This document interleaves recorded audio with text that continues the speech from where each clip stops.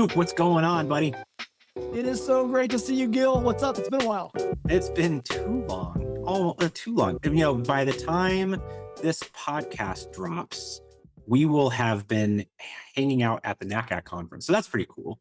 I'm excited for that. That's coming up here pretty soon. And we'll get to see each other then. So I feel like that's our once a year kind of pilgrimage to whatever city NACAC is in to hang out and see each other. We've been going to NACAC for a while, Gil. We got a good little stretch going. I don't know how many you've been to, but man, we go way back, and I think yeah, we often do. That's the time we run into each other where we catch up. So yeah, definitely looking forward to seeing you in LA.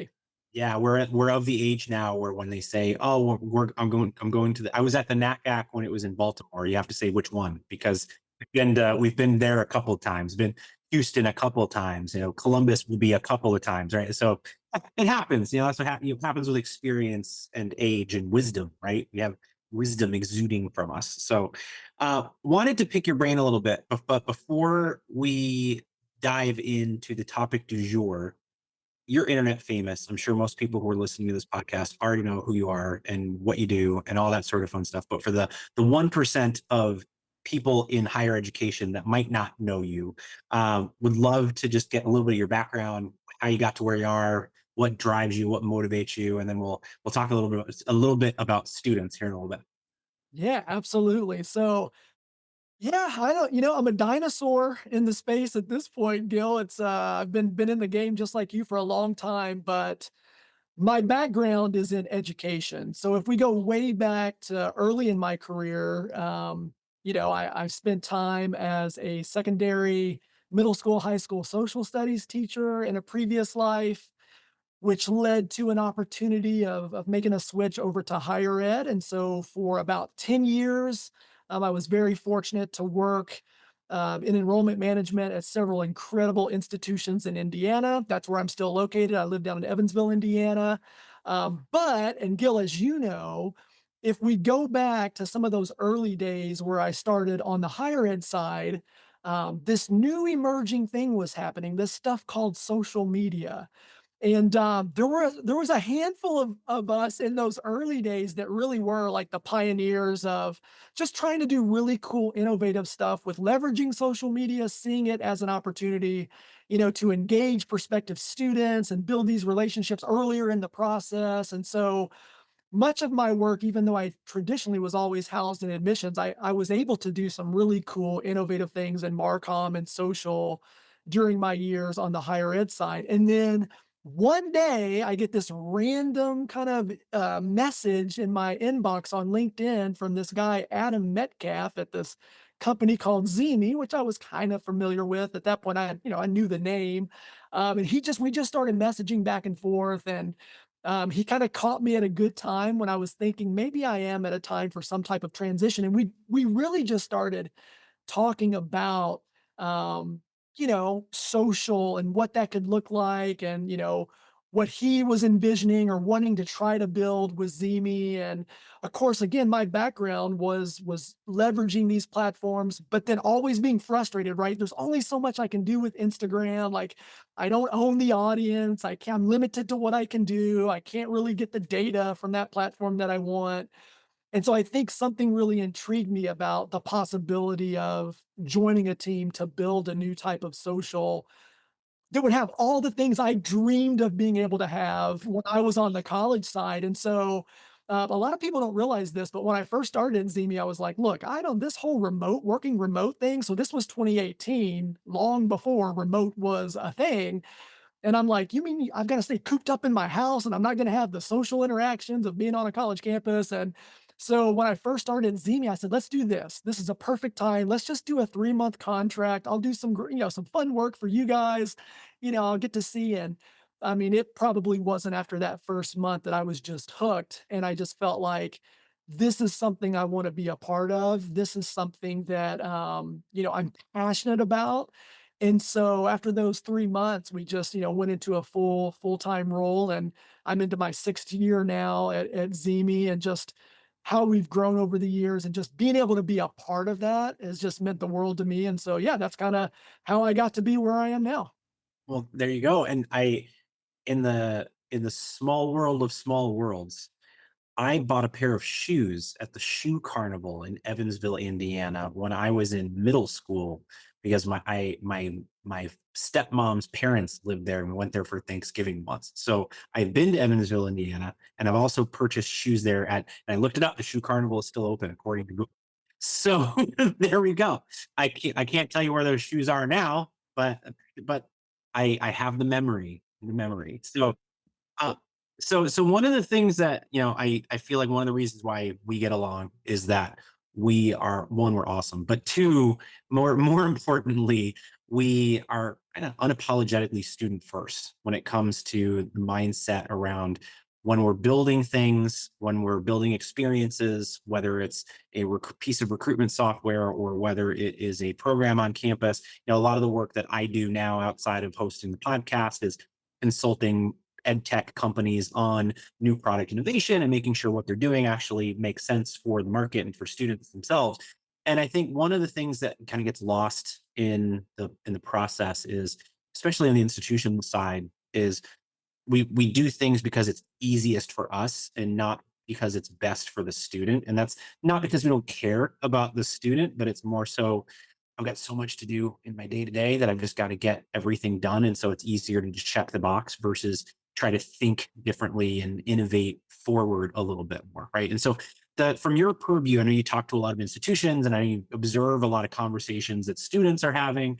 What are some of the things if that you kind of understand and see that institutions really should be thinking about differently? We think about like what by the time this podcast drops, schools have gotten through their move-ins, they've gotten through welcome week and orientations and all those sorts of stuff.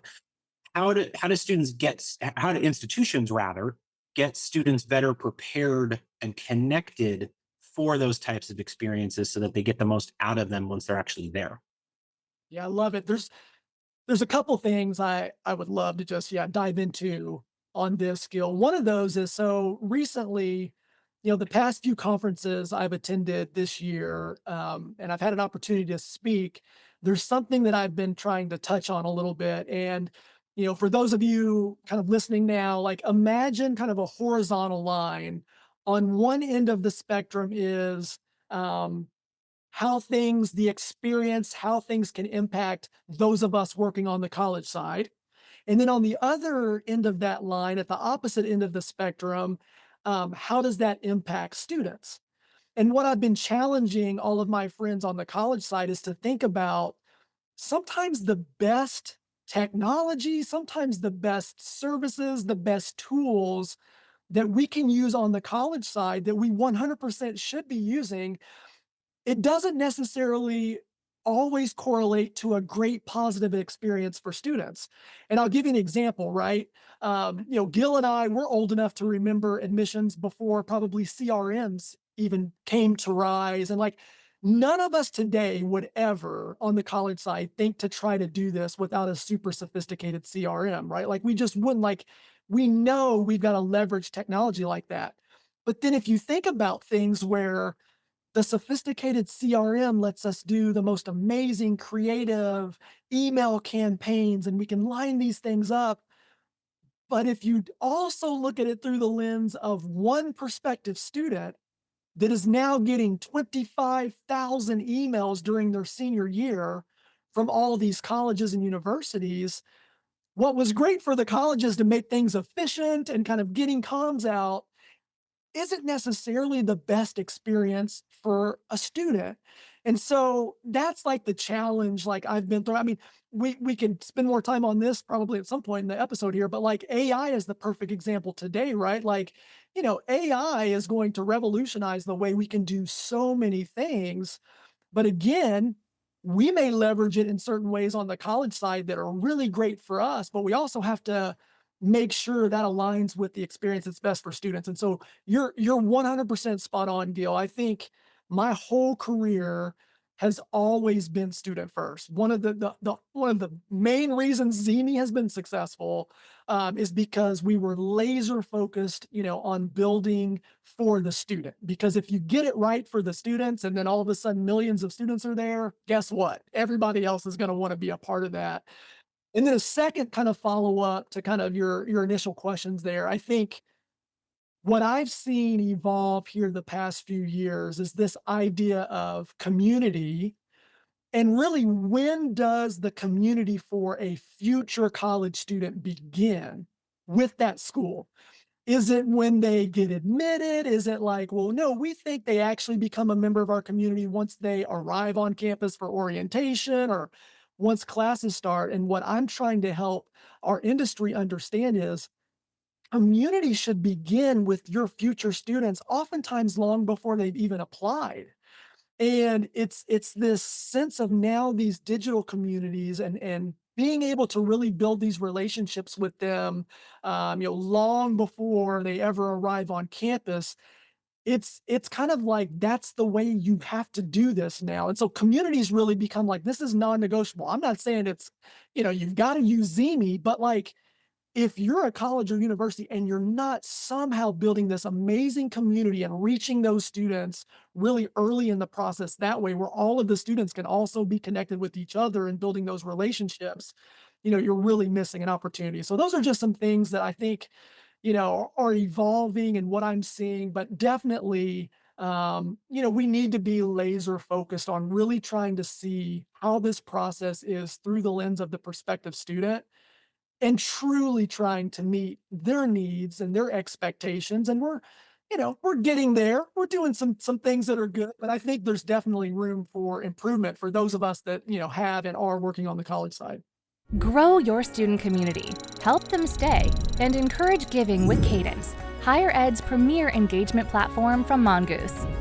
Designed exclusively for higher ed by higher ed professionals, Cadence helps you engage your audiences with the perfect balance of AI and personal connection. Talk to students, parents, and alumni on their time and how they want. Empower your staff with integrated text and chat inboxes that gather all conversations in one place. Reach out to learn more about how our best-in-class service, support, and integrations have helped colleges and universities like yours have smarter conversations. From text to chat, make every message count.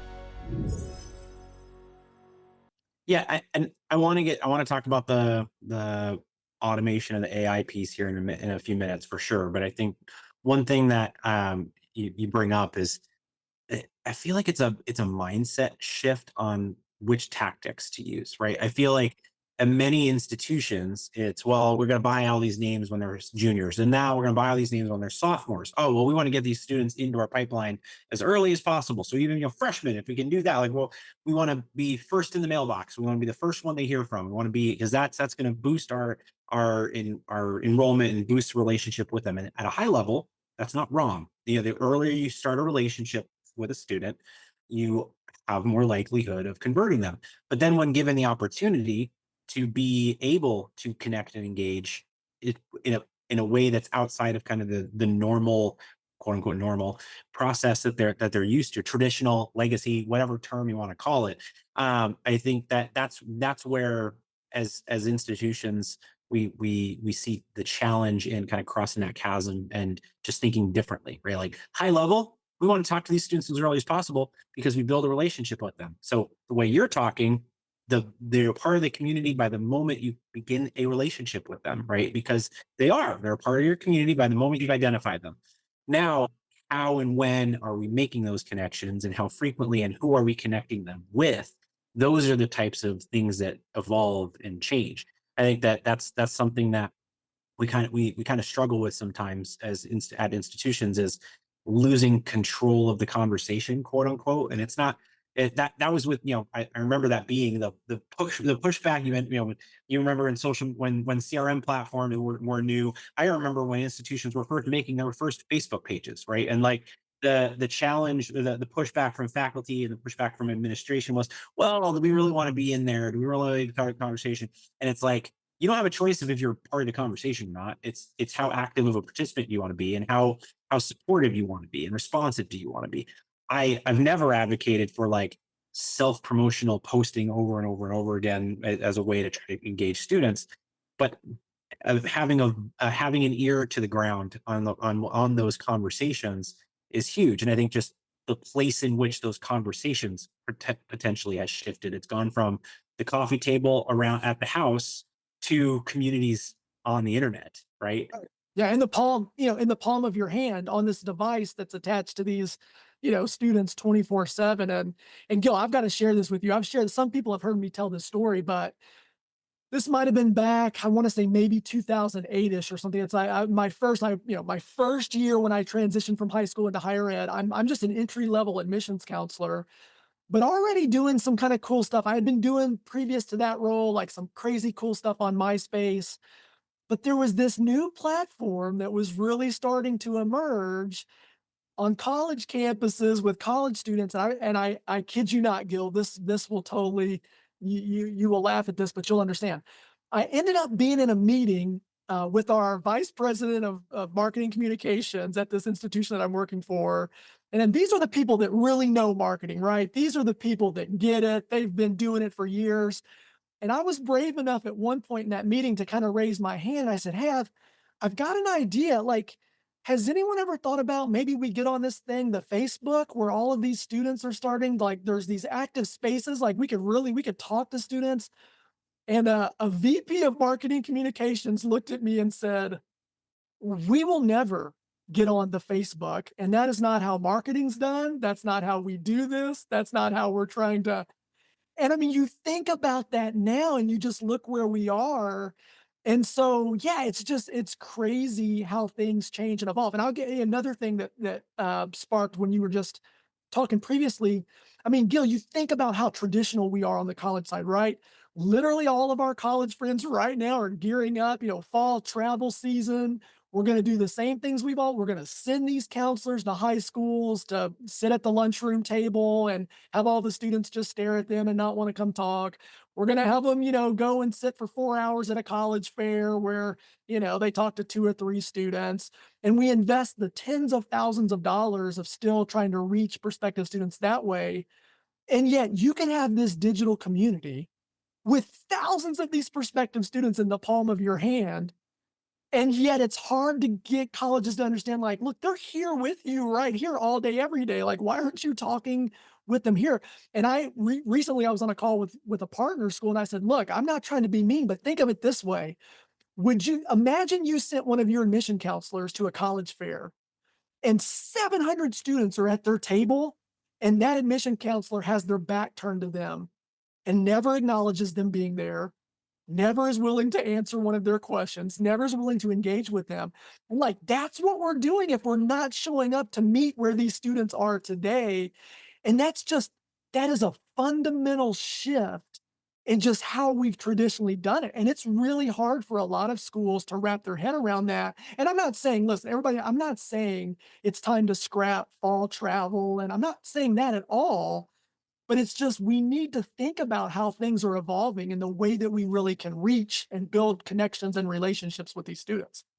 Yeah, I think it's interesting because I was at a virtual events company during the height of COVID, right? And when COVID hit, everyone just they had budget to move to digital stuff because they weren't using their travel budget, so they were able to shift and pivot to online.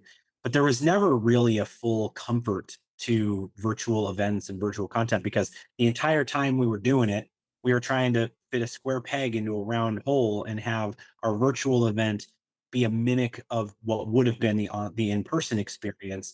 And the institutions that understood that they're not the same are the ones who did better at them, right? I don't remember how many times I reminded people that when a student's on your campus at an open house, sure, their escape hatch if they're bored is to look on their phone and like do stuff, but most people aren't going to rudely just stand up and walk out and leave.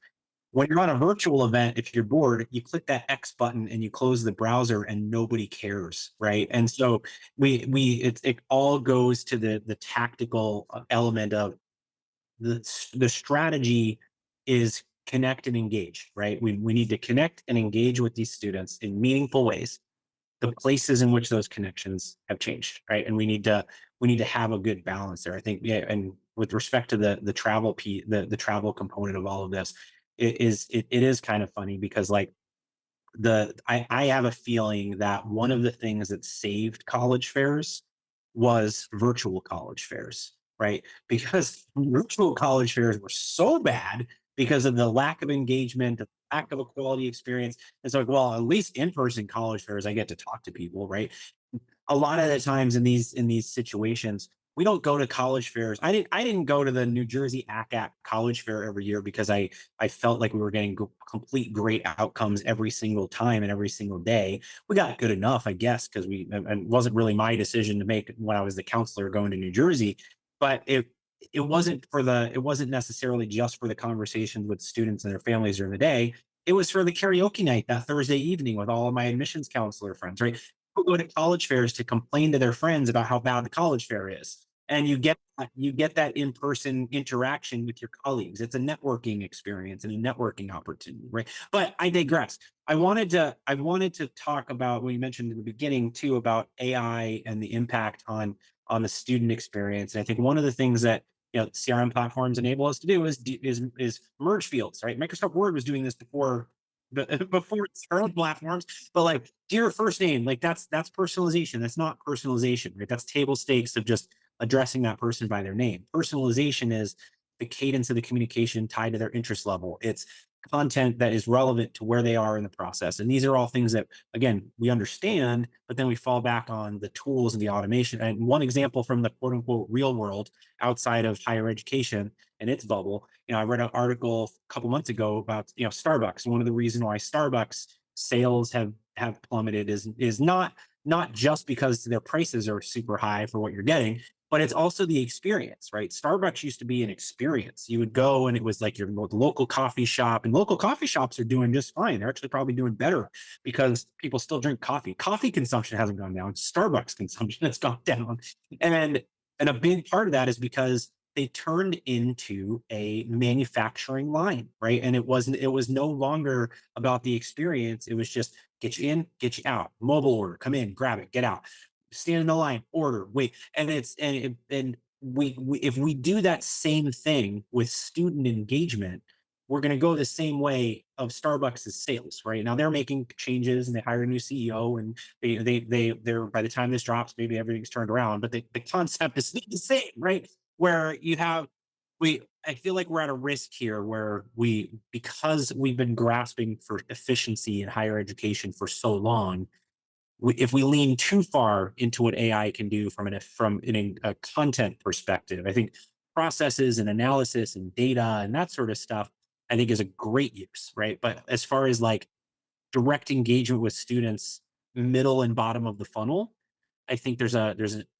risk there from an institution's perspective. I think there's lots of uses for it at the top and qualification and modeling and all these sorts of things, but it should enable us to shift the people resources to the places where they make the most impact, right? And that's middle and bottom of the funnel, and that's the way it's always been. Discover future applicants, delight enrolled students, and amplify fundraising performance with our Cadence engagement platform's live chat and chatbot solutions. Designed exclusively for higher ed by higher ed professionals, Cadence helps you engage your audiences with the perfect balance of AI and personal connection. We leverage proactive outreach and anticipate common roadblocks, knowing the most significant decisions often start with the smallest conversations. Our powerful AI ensures instant support and is smart enough to know exactly when to hand off to a staff member. And if nobody is available, it allows for easy follow-up. Effortlessly integrated with your website, we proudly feature an industry-leading 85% self-service rate. It's never been easier to make every message count. Yeah. Yep. Yeah, I agree. And I think I'm fascinated with all things AI. And again, I'm past my prime, I'm the, put me out to pasture, stage alive. So You just want to retire as soon as right, possible. I just want to be in the garden at this point. So I don't think I'm ever going to be kind of like the AI power user, young professionals are diving into today.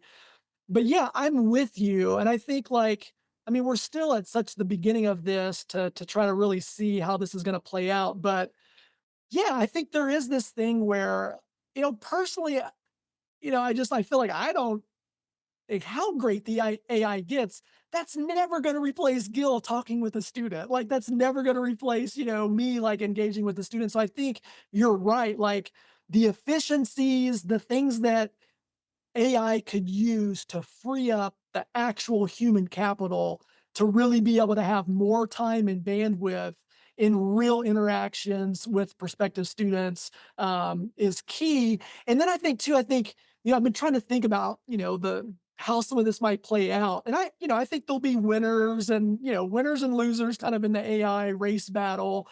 And I feel like, from a product standpoint, I think the winners are just obviously going to be those great CRM companies because the Slates of the world, our Element 451, who's crushing it on the AI front. I think they're going to be able to implement this software, this AI technology, and really use it in a positive, efficient way for things that we're already trying. We're already trying to do these things with our CRM, and I think people that might be out there, like, I don't think it's going to be hard to come up with a one-off product, right?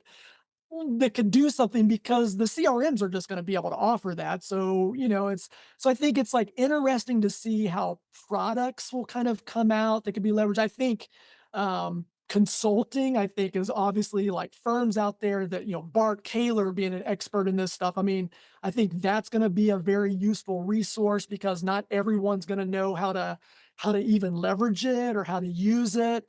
And so, yeah, I'm really fascinated with it to watch it evolve and unfold. And I hope, and again, because historically, this is what we do. I mean, historically, we take something that can be so great and we use it in ways it's not. And again, I'll use social media as an example. When social media first started, it was pure. It was about, wow, just relationship and connection. And as we know, as these platforms evolve, their primary way to monetize is to turn into ad platforms.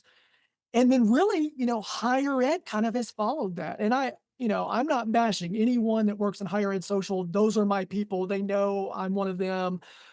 But now it's almost like we just use these channels to spam our brand and just, it's more about us, us, us, us. And we've forgotten it's not about what we post for International Cat Day. We should actually just be trying to build connection and relationships. And so my hope is that that's not what AI becomes in the future, where we've had this amazing technology, but we end up using it in ways that's maybe great for us on the college side, but maybe not the greatest experience for students. Yeah, and I mean, I'll unsolicited shout out to the sponsor of this podcast with Mongoose, right? Is Mongoose has done a lot of work as a company with respect to AI because texting and engagement is a huge component of this, and I think Absolutely. the important thing to think about is like how do we use AI to better engage the students who don't necessarily need the personal touch in that moment. They're just looking for answers. Yes. Yeah. And right now, well, I shouldn't even say right now anymore because it's totally, technology has helped them in this way a little bit. But in many respects, the solution has always been, well, call a counselor, email a counselor, or a counselor is managing a live chat, right? And like live chat's a good solution. A live chat with an AI component, better solution, right? Like if I can identify what the students' questions are and triage that, they're just looking for basic information, redundant information. Let the robots handle like I said, the top of the funnel, the thousands of students that are just casually researching and browsing who haven't opted in for you yet or haven't decided that you're on their list yet. Then once they are, they're in your community. You want to build a better relationship with them. They should be connecting with other students. They should be connecting with their counselor. And then their counselor should be freed up, not chasing those thousands of leads. They should be freed up to engage with the students who are a better place to be hearing from them, right? And there's decades now of research of the place when admissions counselors are most important. And it's always been post-application through enrollment. And yet we invest all of their time, or not all of their time, but at least over half of their time in go out and get us more leads and go out and chase more, and answer more redundant questions. stand at the table, answer what the average GPA is for our school 20 times during a 3 hour period, and feel good about it because you walked out with a stack of cards of people who will never remember you, right? Because that's why the first institution I ever worked at, they hired graduate assistants to be the road runners because they're a nameless face that's going to disappear after a year and a half or 2 years. Nobody remembers who talked to them at the college fair. They remember who called them when they were admitted, who messaged them when they were admitted, who was there when they got to campus. They remember that person, and that's important for that person to be the person who's helping them through that process. So, I mean, I think that's where there's obviously there's going to be different levels of embracing of technology and different levels of embracing AI. One of the things that's nice is I think the narrative of AI is coming for everybody's jobs went away really fast, and it's not that. It's also the cliche: the person who uses AI is coming for your job. Like, cool, yeah, that was a good kind of summary Yeah. like 9 months ago. Well, at least it wasn't 9 years ago. We're moving rapidly here with the cliches when it comes to technology. I feel like the next thing is like you said, don't let it just be, don't let the use of AI stop at click this button to make my email more compelling, right? Like that's that's the table stakes CRM platform component to it is help improve my email, grammar check. Grammarly is AI, right? Like these are all things that you can use. It's using the right tools at the right place in the funnel, and your human capital in the right place in the right spot in the funnel, which is a conversation I think we've been having since the first time we met at a NACAC conference. So nothing really new here. It's just logos and brands change, right? I think from a strategy perspective, that's what we've got to do, right? Is rethink kind of just where and just make sure that we're laser focused on the student experience. If we do that, then we're going to understand redundant processes at the top, people at the bottom.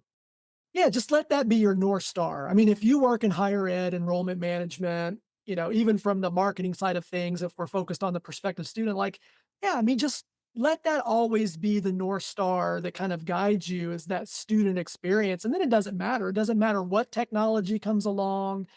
And yeah, and I've been encouraging people like, we can't be afraid of new technology. We just have to learn to embrace, adapt, learn, and then leverage these things that really can create the best impact for students and us as well, right? It's not just one or the other. Like, this technology also does need to improve the lives of our college staff and the folks working on that side. So yeah, just, you know, as things evolve, like don't be afraid, like just get your hands in, try to experiment, try to learn.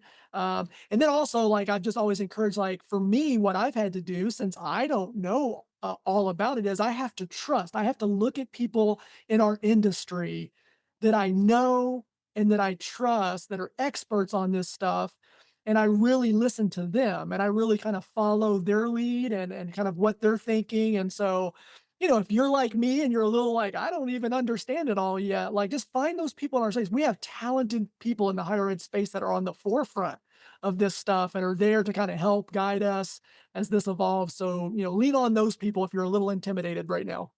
Absolutely, absolutely. So, Soup, I appreciate your time and being a part of this conversation and starting at what I hope is a good, thoughtful process for a lot of folks. For again, for folks who might not be connected with you already, for the 1% of the people on the internet that don't know Soup, what are the best ways to get in touch and contact you? Yeah, so I'm definitely LinkedIn. I spend a lot of time there. I love engaging and kind of having the network there. So I think my LinkedIn name is just Harrison Soup Campbell on LinkedIn. You should be able to find me there. Soup at ZeeMee.com. That soup at ZeeMee is the email. So if you want to email me, email is my worst channel. So if you're trying to reach me on email, and I haven't responded, it's because I'm just not great with email. But if you hit me up on LinkedIn, send me a message. Happy to connect at any time. And if you're out at conferences, I'm at a lot of conferences. I love to meet in person. So never hesitate to reach out and set up a time for us to meet if we're going to be at a conference together. And yeah, look forward to connecting with all of you down the road. Awesome. Thank you so much, Sue, for being a part of it. And for our listeners, we thank you for listening. We'll put all of Soup's contact information will also be in the episode notes for our podcast listeners. And we will see you next time on FYI. Thoughtfully nurture applicants, personalize retention efforts, and exceed fundraising goals with our Cadence Engagement Platform's text messaging solutions. Designed exclusively for higher ed by higher ed professionals, Cadence helps you engage your audiences with the perfect balance of AI and personal connection. We leverage an intuitively designed interface and easy-to-use texting templates so you can have targeted conversations or scale up to expand your reach. Our powerful smart messaging can respond automatically, exactly how you would. And to measure progress, track your campaigns with unparalleled reports and analytics. Effectively meet your community where they are as we proudly feature an industry-leading 95% read rate within 3 minutes. It's never been easier to make every message count.